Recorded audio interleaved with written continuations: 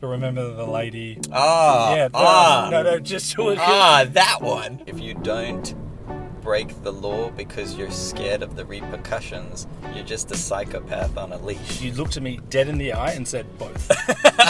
I would be nice to people that were not nice to me, and that is a self-esteem destroying exercise. Yeah. And the problem with that is, have you ever sent a nude? No, it wouldn't fit.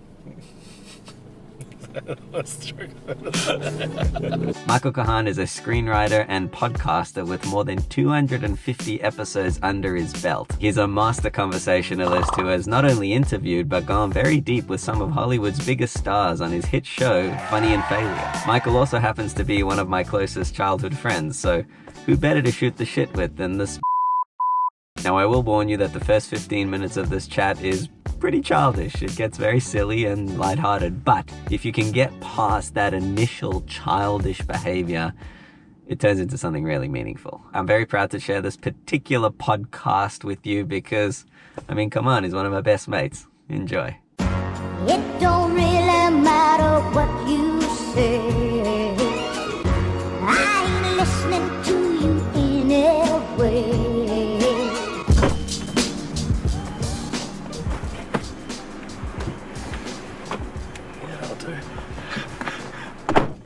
Okay. It's not what happened.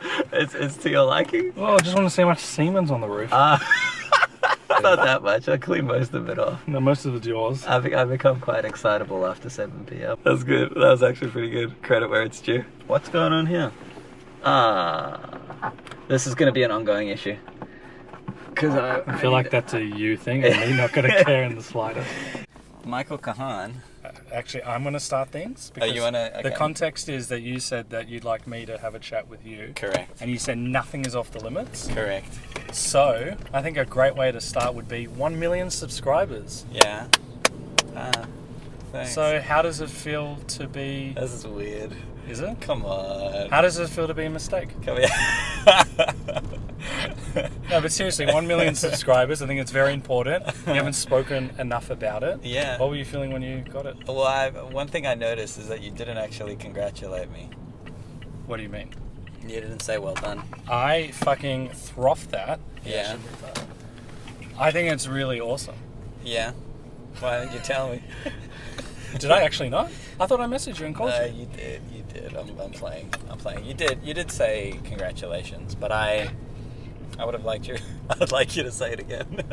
But more seriously, 1 million is an amazing achievement. Thank you, sir. You're the most famous Uber driver in the world. Okay. So do you think you're better than me? No, I don't. Not yet, at least. Maybe at 2 million. What were you feeling when you got it? Because you've put in a lot of hard work. You've got amazing fan recognition. Did I say this to you? Like or maybe I didn't say it. No, I think I did.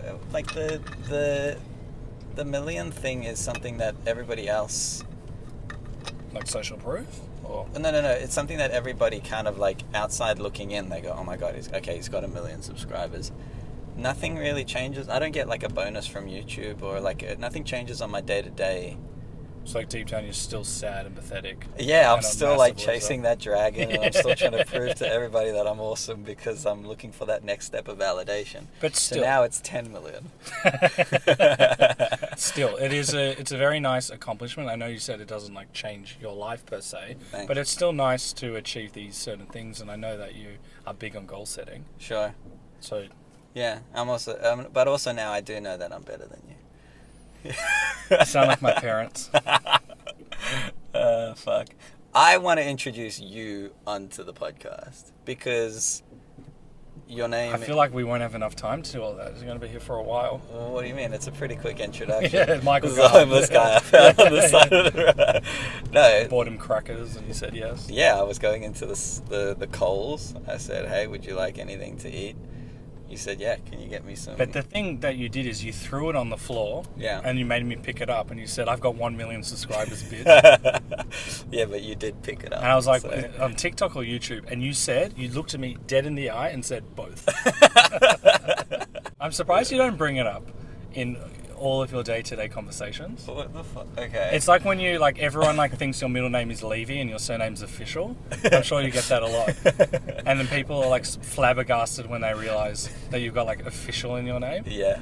Yeah, the flabbergasted when it's like, oh, your last name isn't Official. Hey, when I like first shared my socials and stuff with you when I first started, and I told you when I told you what I was doing like 5 years ago. Yeah. And you saw my name was Darren Levy, Official. I was the first to tease you about it. I don't remember that interaction, but I feel like you would have given me so much Oh, shit. so much. Now it's still funny. I'm jumping the gun here. What's the most fucked up thing that's ever happened in this Uber? In this Uber, Yeah. a girl started giving a guy head. Yeah, I remember you. There's other things you've told me, so you navigate this how you will. You've had multiple people hit on you. Okay. You've had... Actually, Yeah. let's talk about that. You've had some people that you, outside of this wonderful job, that you would perhaps pursue, but given the context of your car, Yes. you have been polite and you've let them go in their separate ways and you never interact with them again.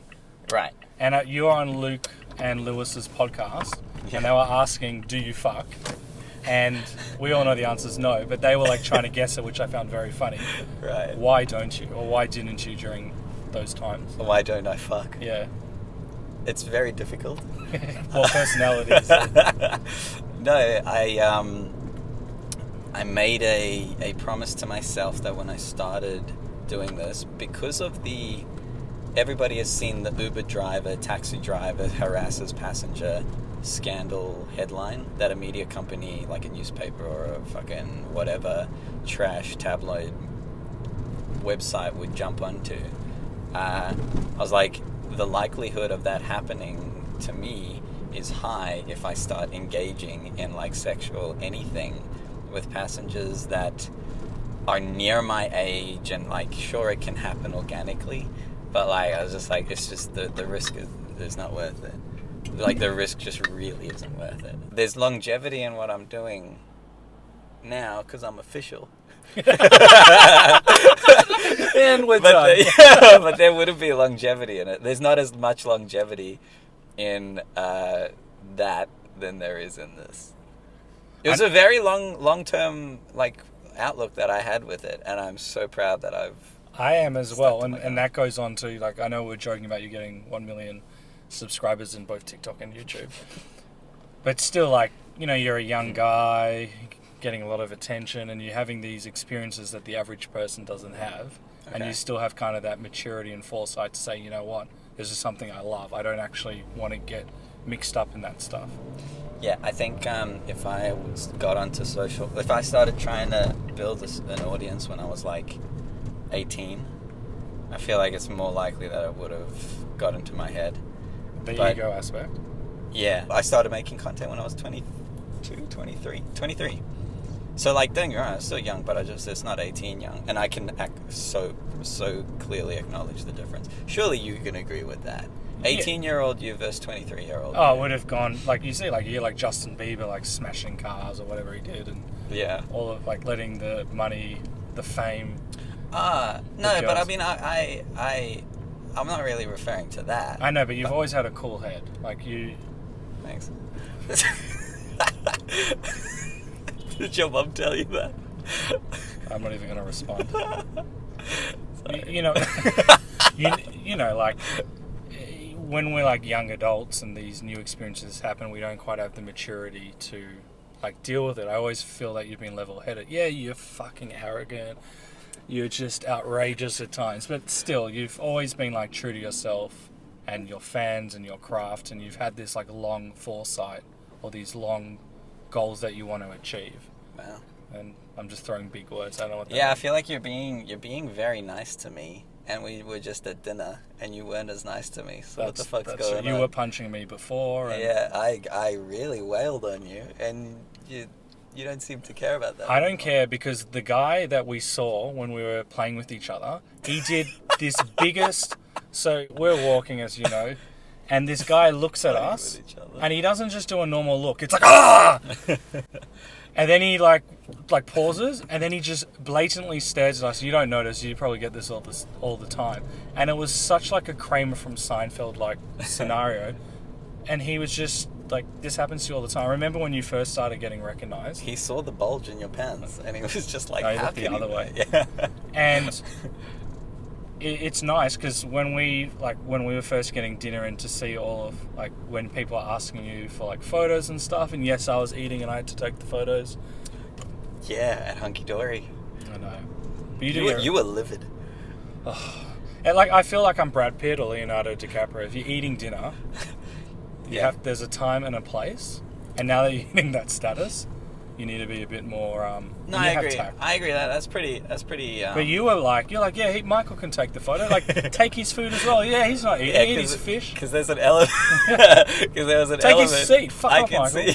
I can see you were you were absolutely cordial and polite about it, but there was an element of like, you were like, come on, we're eating dinner, guys. So it's very sweet. So we were talking about like the most fucked up stuff. There's more stuff you've told me. I know that you have like wild fan interactions, or you did. I know that people have sent you a lot of nudes. I have been asked this question before. Do you still accept nudes? Is this something that you look forward to? What is your relationship with this whole nude thing? Well, first and foremost, I don't know if you can accept a nude. Like, it's not like somebody sends you an invite for a nude. Like you got a PO box and people can send it to. No, I've never received nudes by snail. Like in your DMs. Snail mail, especially in the past year now. I'm happily taken. So like, it's literally the same as seeing tits. You know, someone walking down the street not wearing. I'm a not top. sure your girlfriend will like the comparison. No, it's literally just like the DMs or whatever. It's all just you're in public. So when you see tits in public, it doesn't mean anything. Yeah, but someone's gone out of their way with very poor lighting, somehow figured out, you know, some of these photos, I haven't seen them because you're a gentleman. I'm sure they've, like, you're probably like, you've told me before you weren't sure how they took the photo. So they've potentially had a second person, or maybe a team. Sure. And they've sent you these photos. Yeah. And someone like me would just be overthinking the concept of who took it. Were her parents? Sure. Was it her friends? How did they get that angle? Yes. Yeah. What was the question? You would have thought that was wild when this was happening. I know you're not going to do anything with it, but it is a wild concept. That's wild, but also, you've also been in a relationship now for what, like 3-4 years? We don't know. Yeah, no. It's like 3 or 4. You've been drunk for a while. Yeah. But you've received nudes. No. Dating. No. You dating? No. Oh, not with her. No. I'm not. No, that's. I'm not. No. You sick fuck. Do you want some? Yeah. But you've received nudes or racy photos from very minimal in my sheltered Jewish boy life. No, but like when you were single. No one. No. Nothing. And as you can tell, I'm a player, but I got nothing. No, dude, I know your stories. Look, as we've established, I am obviously a ladies' man. No, I've never received them, and I find it wild. And I remember you telling me at the time. I don't think I ever have. You've never received nudes? No. Whereas with you, I know you have like this a detective board. You know, like those detective boards or evidence boards the police have. Yeah. And like they're trying to figure out who committed the murder. Mm. You've got them with all of the nudes, and you're trying to connect, and you rate them, and you rank them, and you've been over to my place. I know. Friday nights at your house is amazing. Nudes. It's such a wild concept. It really is. Like, I agree. What's the point? I would never. Okay, look, I would never send a nude, except if I was in a relationship. That's the only time. And to my girlfriend. No, not to a stranger. The concept of sending nudes as a means of like flirting blows my mind. I understand it's done. I understand it's done at scale, but like, fuck me. Like, who? Well, I don't see what the like arousal perspective is. Like, if you're just okay, it's titties. Okay, if you're like a girl and you're enjoying it, like, whoa, what the fuck is that? That is not going to make your day better. And are you sure? I've spoken to a few girls, and I hope people disagree with me. Most of them are like mortified when they receive it. They're just having a sip of tea, and then they just get this in full, just in your face. Sure, that's a random dick that falls into their. Oh, but you're saying there's levels. Yeah, so if it's someone you're with, okay. I personally don't get it, and I know I might be an alien in this regard. I've never quite gotten the concept. Have you ever sent a nude? No, it wouldn't fit. That's true. It was quick. That was pretty good. Look, I think if you haven't done it, you can't knock it. I don't see the point, and I know you most can't knock people it are going to till be you try it. I hear in my world that like if someone's an actor, for example, and they've played like a villain, people will be like, "Fuck you, you're so and so," and they can't really differentiate between the person on screen. I know you're not an actor, and I've seen your acting in that April Fool's Day. Terrible stuff. Yeah, we got to talk about that. I know I made you, but sometimes people can't like differentiate between the person on screen, and you are being recognised, and you do get some fucked up messages. Or is that just part of the game? You don't care? I definitely care, but it's also part of the game. Interesting. Have you ever received a comment that has upset you or hurt you? Yes, absolutely. But I'm trying to think of. I feel like when I get like comments or something's received in a certain way that I don't like, I can. I'm very fortunate that I've got like a longer timeline of like one, or maybe like a North Star or like a higher reason of like why I'm doing all of this. So it makes it easier. I guess it does fall into purpose. So like, the mean or the intense or the fucked up thing that somebody said can hurt, but then if I go to bed the next day I feel a lot better, and I genuinely do feel better because it's like it's nothing compared to like the larger reasoning behind it. A lot of the early days, like Uber driving, where people can be absolutely lovely to Uber drivers, and that's what people see on the channel. But people can also like really treat you like you're a second-class citizen, and it's like that with any type of job that's kind of like janitors and that kind of thing, where people see that as the lowest status or whatever. Yeah, exactly. And it is a societal status thing. And that used to really get to me because I was like, because you're white, and how dare you be treated this way? No, but that used to really get to me because nobody wants to be spoken down to. Yeah, everyone's equal.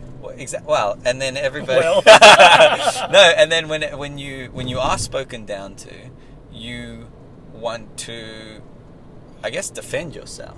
But then when you're in a customer service role, you can't defend yourself to the degree that you might want to because you're effectively an employee. Yeah. Uber had that whole thing of like, they're not employed, but because you're at the mercy of this ratings, and they can get you in trouble. And they can literally just deactivate you without a reason because of privacy and all of that crap. But also another component on that is if they complain about you might have to go through a process. Yeah, it's just like, it's not worth it. So I would be nice to people that were not nice to me, and that is a self-esteem destroying exercise. Yeah. And the problem with that is, over a long period of time, it can really fuck with your confidence and fuck with your head. The only thing getting me through it was, no, I've got a larger reason for this. Like I'm building something beautiful. I think that's amazing. Thanks. But also, how do you feel? Because there's not many people can say this around the world, where you can actually positively impact someone's life. Which, I mean, we can all impact someone's life, but you are impacting people to mass scale, where the amount of comments that I've read where people are like, thank you so much, Darren, you bring happiness and light to my life, and the world can be challenging at the best of times, and to know that you've positively impacted so many people just through laughing, which is something I think is like the greatest thing that one can do. Besides like saving people's lives, of course, but sure. But you do in that sense, actually. Like, someone's going through a dark time, they watch your videos, they can really feel uplifted and empowered. And thanks, man. I mean, like, if that's the process that's happening for certain people that are going through a tough place, my whole thing is just remember that you owe me now. No, dude, it's very cool, but it's also like I don't see it in real time. Like I don't tour live or anything, so I might get messages or DMs and stuff about it, but it's unless it happens in front of you, it's almost like it doesn't really feel. Sorry, like Gary V, where you see people crying and hugging him. Yeah, like a lot of that stuff that came out of Econ, like that must be a very different experience. I mean, for him, like I know he's exposed to a lot of that on a day-to-day basis, just generally because he's out and about. But like, yeah, I think that's if I ever got to that place where I'm maybe touring live or whatever, and I can actually have those interactions in person. Yeah, it's very important to have those interactions. I agree. It's one of the things that like. I've had this conversation with Aussie comedians around, everybody gets cancelled eventually, like for whatever reason. I understand what you're saying, but not like they get cancelled. No, but like everybody's day comes on the internet. That's kind of like and often it's a situation of either you didn't mean it like that or whatever. But if you're putting out so much content, at a certain point, you're gonna get upset someone. Sure, and like, I'm kind of glad that when that day comes for me, that you have 1 million subscribers.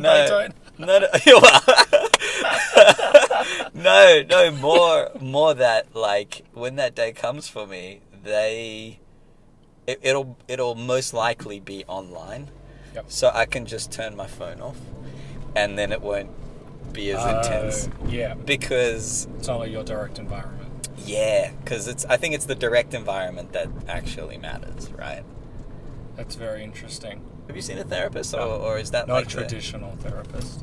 And do you want to get to know this person, or do you want to know as little about them as possible? It depends on the context. Like, I know this isn't quite a therapist, but like sometimes if you're getting a massage, yes, I get massages. Like sometimes you don't want to like talk to them, you're in and you're out, but you're actually building a relationship, vice versa. So personally, I would like to know them a little bit. Interesting. So I was the opposite.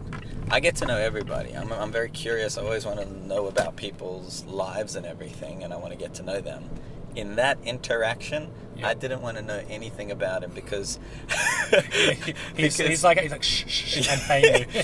No, look, he told me because we had a conversation and we got onto like I was telling him about like cars or something that I liked, and he started telling me that he used to restore like Fiats, and I was like he liked, and my mind just started to go, oh fuck, I don't want to know this. not from a not to be rude, it's just because I'm a lot of the time taking advice from him, and if I get to know him, then I can start to triangulate his personality and what he likes and what he doesn't like. And if he starts offering advice to me that I don't think is consistent with what he would do, I'm like, you're a fucking phony. Which I have no doubt that he gave phony advice, but it made sense to me. So you want to be able to take the advice just at you. Yeah, it's like the concept of seeing like a PT who's obese. Yeah. They're not applying necessarily. You fucking fat-shaming bitch. I know exactly. But you know, like someone applying in their craft. Yeah, I completely agree. Please don't cancel me. After that first session, he broke it down for me that, all he actually asked me to do was to think about self-esteem and ex-esteem. Yes. Do you remember me telling you this thing? Yeah, but say it again, so I don't listen to you. Yes. So he was like, the self-esteem is what we think. So I'll speak in first person. Self-esteem is what I think of myself. Ex-esteem is what I think other people think of me. When you break it down between those two things, then you can go, okay, well, now what do I need to work on? And I realized that, like, with the audience and everything, I think people think relatively highly of me, or at least they don't think that bad stuff about me. Just your close friends and family do. But the self-esteem piece was like questionable, and that's what I needed to work on. So like the process of therapy for me, because I did 13 weeks, was figuring out ways to improve my self-esteem, which is difficult because it's not really like something that you define. You can't say, if I improve my high jump. I can go from jumping Yeah. this to that. The intangibles. It becomes more of a self-awareness thing. And for me, it was like I have to seek out activities or things or do things that I'm proud of. And that will in turn increase my self-esteem. So the low-hanging fruit was, all right, well, what's something that I would obviously be proud of, like things that I'm fearful of, getting over fears. Yep. And would any that spring to mind? Yeah, the first one was needles. So like... Sorry, that was a forced laugh. I just went... you pussy. No, so I started doing heroin. Yeah, you legend. Yeah, you really tackled those fears. Yeah, man, and now I have no money left, but I'm not no afraid of veins. needles. Yeah. That's why veins- you have these lights. My veins are deflated, but no, so like the needles thing was first. Have you what have you been afraid of and then overcome that fear? I guess like maybe from like a podcast perspective, or even this, for example, because like we're having banter, for example, and if you're speaking on a podcast, for example, or an interview, Yeah. That's out there to the world. Sure. And you may have misspoken, or you may have exaggerated, you may have just said something stupid, but it's hard to kind of correct that in real time. And I know that you would go through that a lot as well. And so there was a fear aspect when I started my Funny and Failure podcast, about how I would come across and saying all of these things, because as humans we evolve in our opinions. Yeah. And sometimes when you're speaking, like this is live, like and like a radio model, there's no dead air, so sometimes you just need to speak. And yeah, you can like listen and like correct it, but I guess there was a bit of a fear, how will people perceive me? Sure. But there's a difference between how will people perceive me versus how will people perceive me in the future. Yeah, it's all of that. It's like multifaceted. Sure. And I know that you would experience that as well. Yeah. So I guess when you've got the fear, you kind of have to kick down the door and do it. We did improv together. I'm sure there was a fear aspect for you. And instead of like, I know that you're a good public speaker, but maybe like confidence, like lockdowns would have impacted everyone's mental health, for example. Big time. And so what you did was you did improv, and that really helped you. So, was it the action of just pumping out podcast after podcast until it wasn't as much of a front of mind fear or concern of yours? Like I still obviously want to be like respectful, but while speaking my truth. But if you're too worried how you'll be perceived, then sometimes it takes away from your authenticity and your truth, and you're not really speaking to your core values of whatever the project is. So true.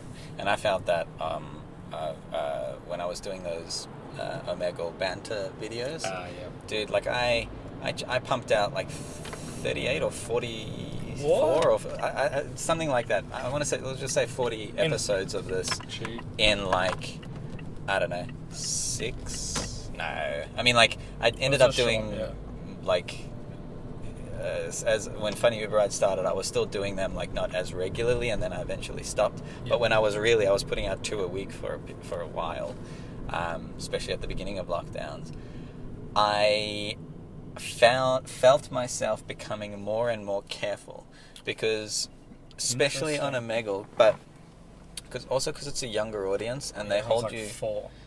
that process of talking to people on there, I don't know, I think it was also a mixture of like lockdowns and everything, but I went so into my shell because I came so worried about what people will so worried about saying the wrong thing. Is that to offend the person you're speaking to? No. Oh, okay. No, I was never worried about offending. But they're the people that matter. Of course, it's so true. Yeah. But I was never worried about offending the person I'm speaking to, because we've built rapport and there's like trust in this dynamic or in this interaction. It's always like once it's posted. And you know what?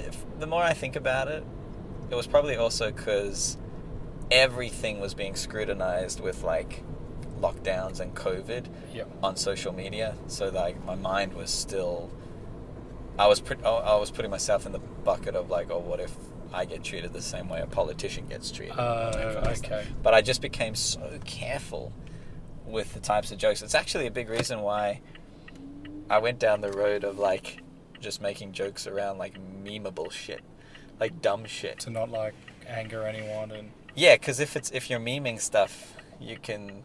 I mean, there's a line, but you can still talk about whatever. But you're not really polarizing anyone, like. No, but it's one much easier. side versus this side. And... The thing is, like, my interests, obviously, like everyone, I have opinions, and some of my opinions are polarizing. Yeah. But I can't share that online. It's well, not you can, but it's not the way you want to go about it. It's not a safe space. Okay. You know, we talk about this in depth. Yeah, you'll engage when it's a safe space. I can engage with you because it's a safe space. I can't engage online in the same way that I would with you because it's not a safe space. Yep. Although maybe my audience might not try to catch me out, although some people in there would, because there's a thing called and there's a thing called hate watching. Some people can't stand someone. It's such a great concept. It's fucked. They go out of their way to hate. It's fucked. Okay. I know. No, can we just sit on that for a second? Yeah. The idea that someone would see something that builds up anger in them and then would continue to expose themselves to it just so that they can share it with somebody else and go, look at this fucking idiot. But what a fucking loser. Yeah, that's the definition of a loser. Yeah. A loser is... Okay, there's so many points, but also they're becoming your number one fan because they're helping your algorithm by commenting and watching your thing. So they're doing you a service in a really fucked up way. That's the way to kind of like go, thanks Yeah. for the view. Yeah. You just made me like 4 cents or whatever. Yeah. But like ultimately, I struggle with the hate watching. I agree. But the ironic thing is, I've done it. Really? Of course. What do you watch? No, not regularly, but I've seen things like where... the Wiggles? Like, fuck you, I could do that, you can't sing. Yeah! Fuck you, Paul Jeff, Wiggle. Or whatever. Yeah. No, but like, there've been people that have showed up on my timeline a couple times. You bring it up with somebody and it's like, oh yeah, that came up on my For You page. And then you send something to them like that. You were just like, this is fucked up. Like, especially if they're spouting... hate. Stuff that hate for sure, but stuff that doesn't make sense. It happens a lot with like diets and all of that kind of stuff. Yep. But ultimately, it's like a once-off thing. When it's part of people's personality. Yeah, but the concept of, I'm sure you've had this before where people might disagree with someone, but have you ever heard of anyone saying, you know what? I had a really strong opinion, but then I read the comments on Facebook, and now my opinion has changed. Yeah, I have actually. No, that's fucked. No one ever does. It's just you're making... I don't know if it was Gary Vee or someone, I can't believe I'm quoting him. I love him, but the concept of what a loser is someone that is like projecting their own anger and pain because they're not doing what they want to do to live their best life. Sure. So they're attacking someone, which doesn't help them. And it doesn't help the world, it doesn't help you, and it's just creating this cycle of negativity which breeds and fosters. There's nothing more painful than seeing somebody else live out your dreams. You know, I've been thinking about that. I think if you're not someone that wants to work on themselves, then yes. But I know that you and me, we're genuinely what's the word? We're so happy when someone else achieves success, and I definitely have this philosophy where your success is my success, and it breeds. And if you've got a good your own fucking success. I want that 1 million subscribers. But the concept of like you're as strong as your team, and so when someone else does well, although it might not directly impact you, it still does. Like they're happy, they're doing well, and you're in that environment. You are who you surround yourself with. Totally, but I don't think anybody thinks that they don't do that. As in, I think everyone's a hater and they don't know they're a hater. Yeah, I think haters believe that they are not haters. I think that they think that a lot of the time they're doing like a service. Well, I think haters would probably see themselves as optimistic or like a lot of these positive traits. Because they'll be like, like 4 weeks ago, I took out my neighbor's trash bin. I'm a good person. Yeah. Meanwhile, they're spending the evening on fucking Twitter, just engaging in the most hateful shit in the world. But that doesn't count. Or maybe it does count, but it's like I was angry then, so it doesn't it's fine. matter. My feelings, I'm justified in feeling this Just way. in that moment, it doesn't matter. Yeah, but it's always like no one sees themselves as a villain. If you ask actors when they're playing the villain, they will say to themselves, "I'm not playing a villain. I'm playing someone that believes they're doing the right thing," and people justify and. But you know what's interesting? Like I think a lot of the time people see, or we see people doing bad things, whether it's on social media or people always go to the extreme of like Hitler and Nazis and stuff. Yep. But we see these bad things being done and we go, that is disgusting. I would never ever do that. But the uncomfortable truth of the matter is there probably is a version of us that can do the most every single disgusting person things. has done horrible things. And can do Yeah, extremely we've horrible all got that things. in us. And Yes. there are many different like philosophies on this, but it's about acknowledging our, like if everyone heard of our thoughts, we would all be locked up. Yeah. And the things that we might think or say, but we don't act on it. Yeah. And that's what differentiates, inverted commas, the good people from the bad people. Yeah. But no one on this planet is like pure good. We all have had like certain experiences that have shaped us, and we might lash out and have emotional triggers, but it's not an excuse. Well, it makes me think of that quote. It's like if you don't break the law because you're scared of the repercussions, you're just a psychopath on a leash. And the basis of that is the laws are there to, keep people civil, and so we're living in a society. But ultimately, we could break the law. We could do the most vile things. We choose not to because we have control over it, not because it's illegal, because of a group of people that made rules around it. It's because we're good people. We have morality. So, what in your mind makes someone like go to the dark side? A string of unfortunate events. A lot of the time. So, we born evil? No. Or was it experiences that shape No, us? I don't believe you can be born evil. Yeah, I think you can. I think it's your experiences. It's the same way you can't be born racist. Kids don't get the whole like, oh, that person's different until often a parent or an adult puts it into them. If somebody's not consistent with living what they preach, I think people will pick up on it, and it's hard to identify what it is, but they go, there's just something about that person. It's like, I don't trust them.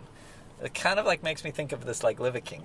Yes. It's he's been friend of mine for me lately, but like I respect the shit out of him, but there's something about him where I'm like, you're just a very smart entrepreneur, who knows how to market himself and is an incredible. I come from the sales world. So you can see that. I've seen very good salespeople, and I've seen how they operate. I'm like, I think that's just what he's doing. Well, I'm going to defend him. We disagree in a sense. Yeah. I think someone like you can like smell out like the imposters, the fakers, the ones that are like, those sly salesmen. Just with him, I think he does live his truth to a high degree. And for me, I really respect someone that does like preach their truth and actually live it. Because so many times, and I'm guilty of this a gazillion times, we say this is how you need to live your best life, this is what you need to do, and we don't do it. And we don't even, like me, might not even have the self-awareness we're not doing it. With him, does he live that entire life? I have no idea. But I could see some real core values into what he was preaching and how he actually lived it. Sure. But there's also this side of which people have an issue with, is making money off like your knowledge, and which I think you have a bit of an issue with, which I understand. But you do need to. It's like the concept of a psychic, for example. Let's just say the psychic can actually tell you your future and what's going on. People are like, if you've got this gift, why wouldn't you just tell people? Like, that person needs to earn money potentially. And So I completely agree. Sorry, no, finish your train of thought. No, that was it. No, I completely agree with you, and I think it's a very wholesome point, because I think you pulled out quite a few of my own insecurities that I'm projecting onto poor old Liver King. Poor old, he'd fucking destroy us. He would eat my liver, for fuck's sake. Destroy us. But the basis of what you're saying is if you've got a skill, there's nothing wrong with charging for it, and that is I actually do agree with that, and that is correct. But it's and if I you also go on. yeah No, it's just like there's some people like, get these supplements, you'll be ripped and strong. Sure. And you're not ripped and strong. Or, Sure. Like, at least say what. Yeah. Sure. And I think there's a part of me that's being a little bit of a hater with him, which I can objectively You're like. jealous of his body. No, more I'm holding him to too high of a standard. Yep. Often when people talk about being the best, or like, you know, trying to be like role models and are at this like elite level, which he physically is, often people like I'm doing right now, which I can actually identify as wrong, go, well, he does all of this, but then he does this, and this doesn't fall into the bigger picture, so he's full of bullshit. And that's actually just not reality, because no one's perfect. I'm trying to see him as needing to be perfect. And you're right, he's human, and there's like real world. Well, it's like labeling people. Oh, I agree with them in all of these regards. Yeah. Oh, but they don't do this, therefore there must be this, and if they're this, then they're this, then they're this, and we're all guilty of this. It's spot on. It's actually, I'm glad you pointed that out, because it's something like you just stared at me blankly like, okay. No, I actually didn't hear you. Exactly. Okay. No, but I think you're bang on, just because if somebody is like 9 out of 10 days doing what they preach, but then 1 out of 10 days slack, I think it's much more important to focus on the 9 out of 10 days, because no one can be held to the perfect standard at all times. Yeah, it's like you can't, for example, when his life is all about being at one kind of with nature and living that regard, he still has to live his life and get around, and Sure. even like catching a car, like there were no cars back in Of course. in those times. No, of course. Hey, you make some good points. I've always known you were smart. This is just the first time I get to. I'm just actually reading a script. Yeah. So this all came about from fears. We kind of like jumped the gun where you were talking about like your fear of needles, and you actually decided to do something about it, because fear paralyzes people. And what's the quote? From Zig Ziglar? Fear is false evidence appearing real. Right. And so the only reason I bring that up is because people bring it up with me. And it's we all have massive fears. I think we all have a few core fears depending on which psychological people you follow, but we all have fears, and it's very hard to recognize a fear, and then if we do, we just want to sweep it under the rug because it can be very painful to deal with. And in your case, it is actually painful with the needles. That can be very scary, but one for you to actually acknowledge it and then to do something about it. We don't see that often in society. Yeah, I think I know more people that are like, I know a lot of people that fear is not necessarily a bad thing to them. They see fear as something that controls them into safety, rather than empowerment. Which I think can be empowering, because you're like, well, no, at least I'm safe. And of course you need to feel safe, but safety can also be overstated, if that makes sense. Like something that you actually always used to say, and this was post breakup with. You always used. I'm gonna blur out all names and everything. You always used to say, okay, fine. Like if I told you something I was gonna do or something I was thinking about doing, you're like, or something I wasn't going to do, you're like, okay, fine, just as long as that decision isn't predicated on fear. And you would always say like, are you coming from a place of fear? Yeah, big time. This is like 7-8 years ago. Fuck it all downhill. Yeah. No, but like, I remember that being quite jarring at the time, because because I didn't get the whole problem with fear. I understand that fear isn't, theoretically you don't want to be doing things because of fear, but I was just like, no, fear isn't motivating me. This has nothing to do with fear. Yeah. Meanwhile, I actually think fear motivates a lot of what everyone does, but definitely me back then it was stopping me from doing a lot of stuff that I wanted to do. Yeah. And it still is stopping me from doing a lot of stuff, but just like different degrees of it. So that, like, seeing things through the lens of fear is actually a really useful tool. It's like asking that question, I could very easily say, I'm not getting a blood test, or I'm not getting anything to do with a needle, because or I'll put it off because it's a needle, it's scary. It's much safer to not worry about it. I don't have to put myself under that, stress. It's like you're right both ways, I guess is what I'm saying. Well, it's like interesting. We can kind of use like us as an example. Let's just say like, you're in this space, but you get to like ultimately edit your content. Mm-hmm. So there's a safety behind that. Mm-hmm. But then if someone asks you to go on their podcast, for example, Joe Rogan, Mm-hmm. it's probably the biggest podcast in the world. It's like, Darren, do you want to do my podcast? Mm-hmm. You'd be terrified because that's going out to millions of people. Sure. And so that fear might stop you from accepting a great opportunity. Yeah.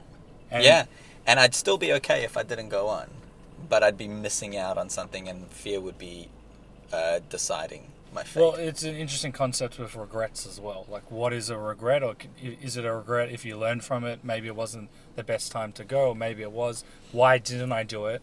Okay, because I didn't go on Joe Rogan, it was because of these things. Now I can work on it. So are there like more fears that have come about through you wanting to like grow and develop as a person? Well, yeah, but I think the fears, as you do one thing, it gets replaced with another fear. Well, they're like layers. Yeah, sure. I mean, I hope that the ultimate goal is to have as little, if not no fears, but I'm not at that stage too. I wonder, do you think anybody has absolutely zero fears? Well, I was telling you about like enlightenment theory, and by the way, I sound like a scholar. I ain't. It's something that's unattainable.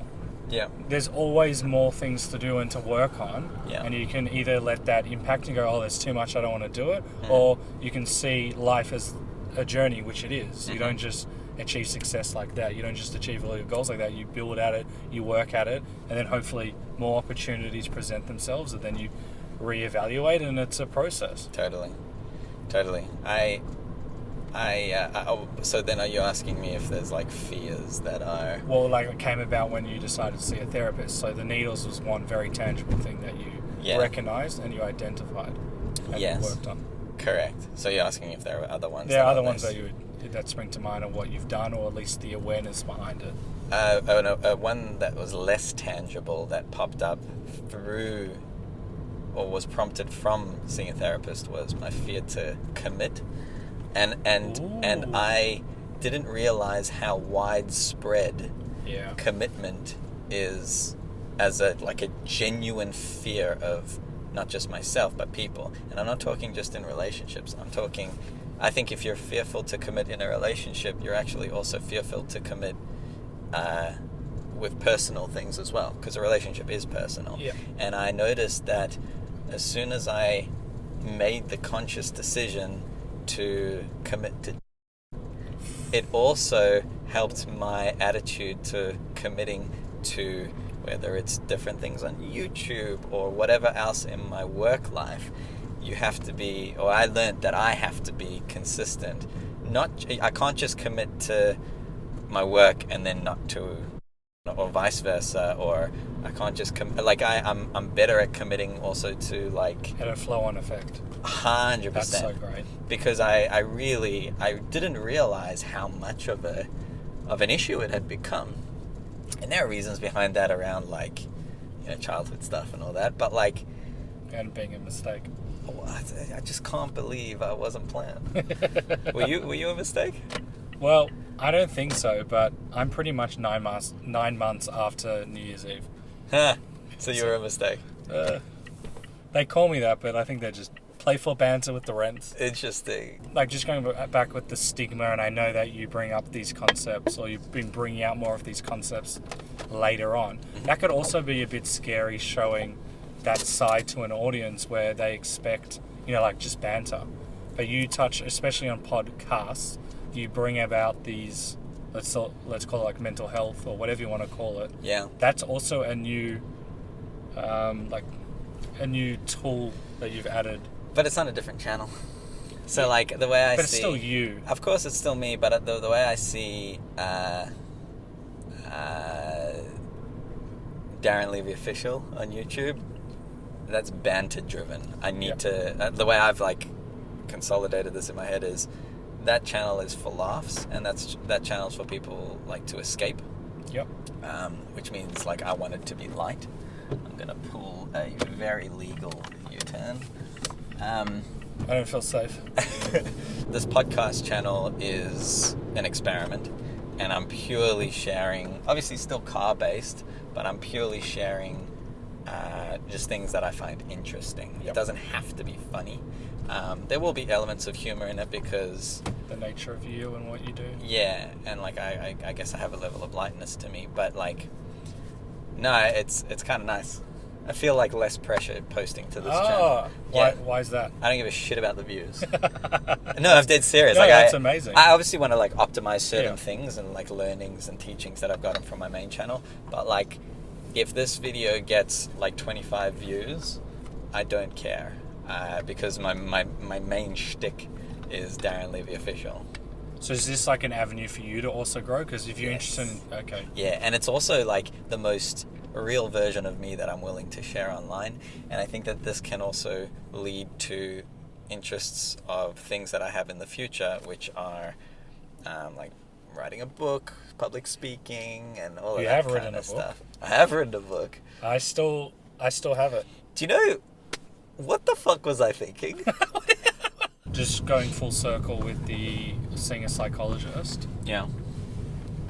Did it change how you saw the whole process of what it is to get like therapy and help? No, I've never been against the process of therapy. I understand that there's some people are very against it, but I've never had an issue with therapy. It's more just been, when am I going to prioritize it? Yep. And I never prioritized it until I was going through something.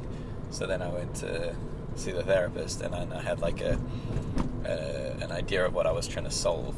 And then oftentimes you'll find that when you go to a therapist to solve one thing, it's actually Opens just the whole a... can of- Yeah, and then you end up solving something much larger. Yeah. There's the concept of the onion. You're Yeah. peeling layers. Yeah. But also Very you much weren't so. not doing anything. Exercise, which is very important. Oh, sure. Food. Sure. You know, there's other things like sleep and breath work, movement, all of that stuff. So you were doing some stuff.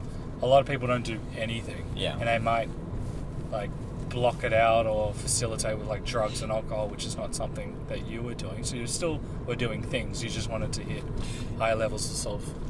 Yeah, you know what's interesting? No. You knew me when I was 18. And Yeah. actually, We when have I... different- yeah. When I became friendly with like your circle of friends, which was year above me, Yep. it was when I was in year 11. No, was I in year 11 or year 10? And I started getting invited. No, it was year 11, yeah. And I started getting invited to like year 12 parties, and I thought that was cool. I mean, you started getting with girls in my year level that I couldn't get with. Yeah, that was cool. That period, and for many years after that, I put so much value in like the Saturday night drinking, getting fucked up. And like only up until maybe like a year ago, I still held the like party attitude of like getting fucked up on a Saturday night kind of thing. I still held it in such high regard. I am so much less interested in drinking and partying like lately, and I'm so much more comfortable saying like, yeah, I'll take people to the club. I don't really have much of an interest going in. I'm more comfortable with it now, and it feels weird because it's like I've never had admitted such this. a high. I used to go out like 3 times a week. I And know you were, yeah. clubbing was a. That's fucking terrifying. Is that me? How does that happen? What the fuck? How did it activate like a panic mode? Oh, Holy shit! Is it? That is so weird. How could it do it like that? That's If so I do that, will weird. they be able to see the light? I'll just face it down. Oh no, that's fine. That's scary. Yeah, that was actually really That terrifying. was really I thought it was haunting. you. Are you sure that that's? Yeah, it was like a panic mode thing. Yeah, but It's not working. it was calling the cops. Saturday night was something that I looked forward to just because of the idea of Saturday night. Yeah. And like I'm being social, I'm seeing people, but also that comes with like wrong intentions. Like I've never like I would drink a lot when I would drink, but I would drink that every Saturday night. Yeah. And I was drinking purely because it's Saturday night, you get fucked up with the boys, and I don't drink anymore, as you know. But why was I actually drinking? I don't drink it. It doesn't help. But that concept of Saturday night, like I'm being fulfilled as a young person, this is what we need to do. This is what we do. When you said that you're no longer drinking, I was like, this is weird. I was kind of disappointed because it was always you were always like a guaranteed person to get like smashed. So fuck, what was my image? Just that guy. Oh, Michael's up for one. No, isn't like because it's like you'll be out. You know. But I was still going out. Yes, no. I'm not saying you weren't going out, but it's alcohol's the only drug, and it is a drug where if you don't do the drug, people are like, what the fuck's wrong? Yeah, you're like a loser. Yeah, you're not drinking. Well, it's not that you're a loser, but it's like, it's noticeable that you're not drinking because everybody's drinking. People genuinely, I don't know, with you, thought I was so weird that I stopped drinking. It was unexpected. This is like 10 years ago, 5 years ago. Because you went down this like spiritual pathway. No, I wasn't on that then. No, you were. It was the beginning of it, and I'm not saying that in a negative way at all. You were accessing a level of like awareness for yourself and what like drives you, and you had a bit of a zero fucks attitude to what people thought. You do care what people think. Yeah, we're big people pleasers. Of course, but you still did it because you knew it was best for you. And in the environment of like our friendship circles and stuff, it's stuck out like a sore thumb. and I'm not saying I resented you, because I didn't resent you for doing it, but I absolutely was like, oh man, like I won't be able to get drunk with him. That's sweet in a fucked up way. It's just as a long story short, I had a realization that why am I drinking? And what am I actually doing it for? Do I like it? No, I don't like alcohol. The taste? Are you talking I about hate the taste? all of it, unless if it's cider. That's just because it's plummeted with sugar. And if I'm going to have the sugar, which is an addiction in itself, I'd rather have ice cream. Sure. And I have no problem going out and being me. Sure. Well, maybe I did at that stage. Okay. And so I had a realization, because I don't like it, what is the point? Like, I was actually blacking out at times, especially if you do like Red Bull and Jägermeister. Yeah. That just fucks with you. What is it, the upper and the downer or whatever? Yeah. And I figured, I'm only doing this because I think I have to do it. So I kind of did it as a bit of an experiment to be more present in the world, because it was an escape, because we both worked corporate jobs, and that was an escape to deal with my reality. And so I thought, if I don't do this, I'm being more present, I'm honouring myself in a sense. There's more thought behind this. But it was very interesting, and it's very funny. People were so mortified, and I was still going out, I was still getting back late. People felt very uncomfortable with it, which is their own issue. But the amount of people would be like, why aren't you drinking? I'm like, why are you drinking? It's like, I can't enjoy this without it. I'm like, that's why I'm not doing it. I want to be able to enjoy myself regardless of what stimulants I'm on. Because I think, in theory, everybody would agree that they want to be able to enjoy themselves without the stimulants. Yeah. It's just easier with the stimulants. Well, they think it's easier, but yeah. I'm not against drinking at all. No, but everybody needs a level of escapism. So I don't want to backflip on what I was saying, because I still like... Everyone get hammered, just fucking destroy I still yourself. like getting drunk, but I definitely don't like getting drunk. Well, I don't like getting as drunk as I used to, and I also don't like getting drunk as often as I used to. Yeah. I also am a lot more conscious of all right, well, if I get drunk, that's literally the week's worth of gym that goes out the window. But I still like getting drunk, but I don't... Okay, I can. I'm thinking out loud. I don't use alcohol as the escapist or the escapist paradise that I once did. Yeah. I still use alcohol for a level of escapism. It's fun, but not in the same... You're not going to be drinking by yourself in the corner. If you're going to drink, it's going to be with your girlfriend or with some friends for a purpose or something. To get giggly, not to get blackout. Yeah. Although, every now and then, sure. Like, pick your poison. If you earned your poison, fucking go nuts. I mean, you can still go out and not get absolutely paralytic drunk. Why not? No, I It's like, what the fuck? I know we're nearing the end, but it's very weird when we go out for like dinner and we're meeting people and they're like, hey, what would you like? And you're like, yeah, I'll have an eye fillet medium rare. By the way, I got 1 million subscribers on YouTube. Like, what? I was like, yeah, medium rare, please. Thanks. She's like, what'd you say after that? Oh, never mind. No, thanks. Right. My last question for you. Me. Yes, I have a question for you. It's also my first question for you.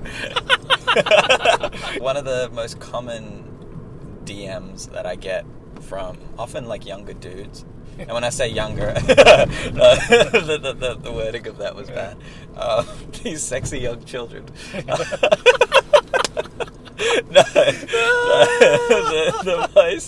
One of the most common. Yes, he's working with children. Just check it right. It's okay. It's expired. One of the most common DMs I get, probably from like dudes like age 16 to 25-ish, Yeah. is they've just gotten out of a relationship. They've either been broken up. Most of the time they've been broken up. Yeah, they've been rejected. Yeah, they're your fucking fans. No, I'm losers. joking. but they message me and they're like, you know, they see the videos and they go, oh, like, you're like such a happy, positive, optimistic dude.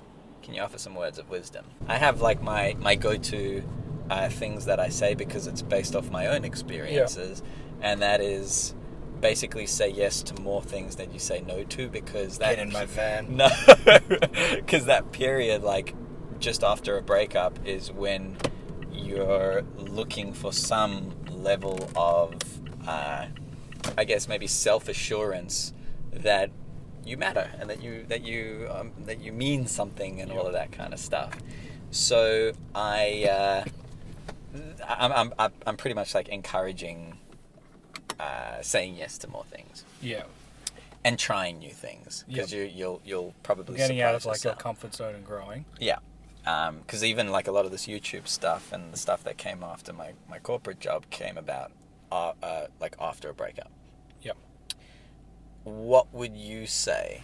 Like, is I there... was just laughing at when you were broken up and you're a mess. Man. I'm joking. No, it was... Yeah, I kind of was. I mean, that's very normal. Yeah. To answer your question, everyone's obviously unique and very different. I could literally talk about this for ages, but just to be practical, I think it's very important to love yourself. Okay. Because it's very easy to doubt yourself and have all of these negative feelings, and it will bring up a lot. Breakups are actually amazing. Yeah. Because why be with someone that doesn't want to necessarily be with you, or it's not working out, whatever? Like, why would you want to hold on to that? I know it's tough, especially feeling rejected.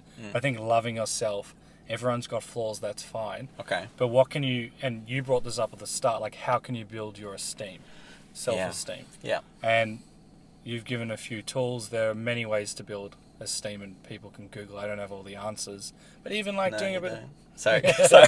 No, for me, it's really important. What am I listening to? Whether it's like media, podcasts. If it's negative, then you're hearing that, and the brain is like, it's like kind of like a sponge. It just takes on all of these things. Yeah. So in a moment like that, especially when there's a lot of self-doubt, it'd be listen to people that are empowering and motivating. Do you feel good listening to them? If you like, not to go on like a different rant, like for example with the media, we've spoken about this a lot, there's a lot of fear base. Whether it's right or wrong, it doesn't matter. But if you're leaving listening to that bit of content, and they got some really serious issues in the world, but if you're leaving angry, extremely fearful, and you don't feel empowered, then that's not the content for you.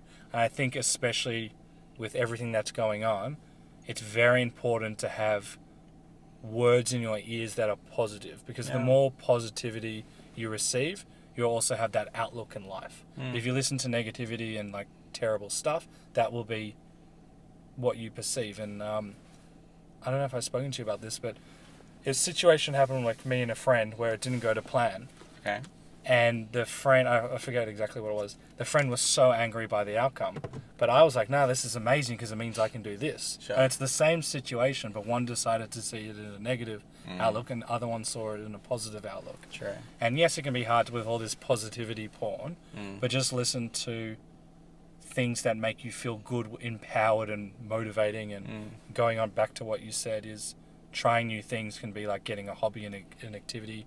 I've spoken to so many people they've been broken up with and they found a hobby. And it, like they used that hobby for the rest of their life, or it empowered them or changed their way of thinking. And big time. That's that's gold. That's actually very useful, because I mean, my dad introduced like self-help to me oh, really? when I was like, he's a gun. he's a gun. Can't believe he birthed you. I came out of his scrotum. I know. He introduced he introduced self-help to me when we used to drive. His dad used to live. No, sorry, not his dad. We used to go from Johannesburg to Zimbabwe, and like it's like a day drive, and we would listen to this guy John Kehoe had like happiness tapes.